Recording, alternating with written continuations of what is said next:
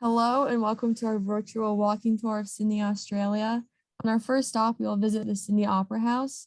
Interestingly enough, 233 designs were submitted for the Opera House design competition held in 1956. The final cost of the Opera House was $102 million. It began construction in 1959 and 10,000 construction workers were engaged.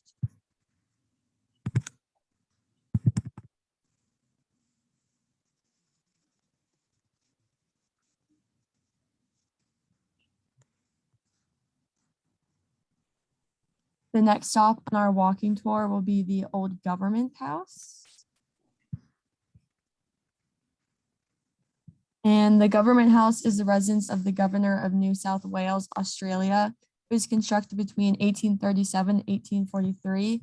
Much of the 19th century character of the grounds remain.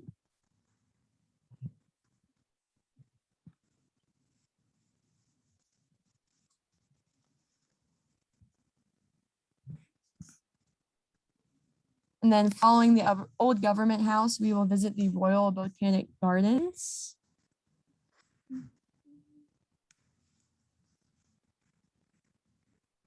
Opened in 1816, the garden is the oldest scientific institution in Australia and one of the most important historical botanic institutions in the world. It occupies more than 66 acres and is home to 5,000 kinds of plants.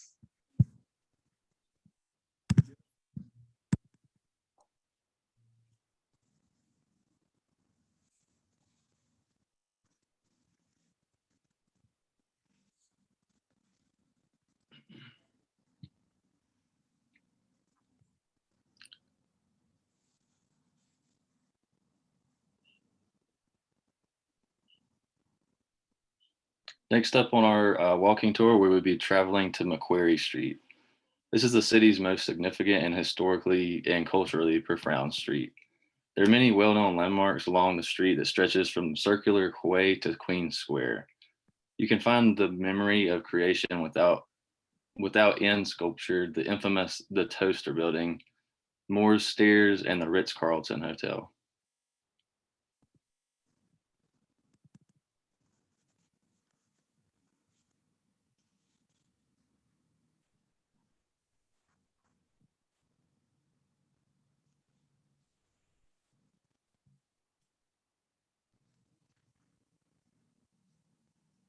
Our next stop is also on Macquarie Street, but this is Sydney Mint, and it is the sole producer of all of Australia's circulating coins.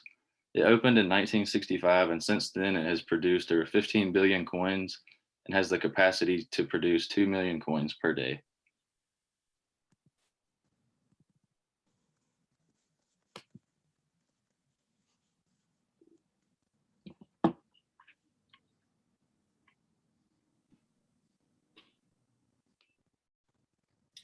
Now we will visit St. Mary's Cathedral. St. Mary's Cathedral is dedicated to the Immaculate Mother of God. St. Mary's Cathedral also is one of the longest churches in all of Australia. It is unusual among large cathedrals in that because of its size and the lay of the land, it is oriented north-south instead of the usual east-west. Next, we'll visit the Hyde Park. Hyde Park is Australia's oldest park. It is also one of the most well-known. Hyde Park offers 16 hectares of land in the heart of Sydney. And there are many attractions, including the Anzac Memorial, Archibald Fountain, and many other monuments. It was used as a common for gathering firewood and grazing animals until its proclamation by Governor Macquarie in 1810. He named it after the park in London. Our final stop is the walking tour of the Sydney Tower. The Sydney Tower is Sydney's tallest structure and the second tallest observation tower in the southern hemisphere.